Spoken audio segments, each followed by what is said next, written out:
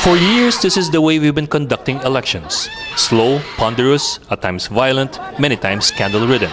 But if things go as proposed by Smartmatic and TIM, the elections of May 2010 should look something like this. Fast, orderly, almost like lining up in front of an ATM. But this happy scene is, of course, from Smartmatic's promotional video. With Smartmatic and TIM now engaged in a high-profile squabble, plans to automate the elections have again been unplugged. Unfortunately, the boardroom battle has sidelined other critical issues that are still unanswered. Just last week, Smartmatic told COMELEC it wants to replace its size 1800 counting machine with a new untested model. Very dangerous turn of events yun kung hayaan ng COMELEC. That will immediately raise the whole question ng credibility ng makina. What makes the new model different is also what makes it problematic. Unlike the old model, the new model will not have the security and counting software embedded in the machine. Instead, the software will be in memory cards held by the election inspectors. That means 82,000 copies of the counting software carried around in 82,000 pockets. Ang position namin lahat, hindi pwede yan. Nakita mo kagad yung implications sa security kasi. Unang-unang tatamaan security. If it's external, if it's in a memory disk or a flash drive, then that makes it unsecure. Meaning you cannot you can easily change it. Somebody can alter the codes. In its bid bulletin number 10 last April, COMELEC also declared that the winning bidder will generate and distribute the digital signatures to the election inspectors. Digital signatures are the high-tech version of your signature, a validation that a document is authentic.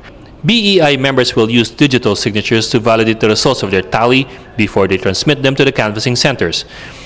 But in the same way you make your own signatures, digital signatures are generated by the user online through accredited certificate authorities. To have the bidder generate and distribute the signatures could be a breach of security.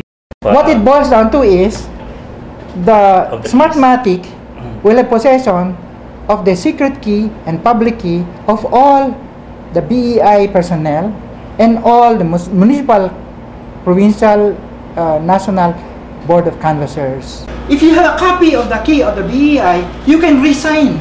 Yeah. You have the power to change the vote. The issue would be in relation to trusting this company not to share this certificate outside of their organization.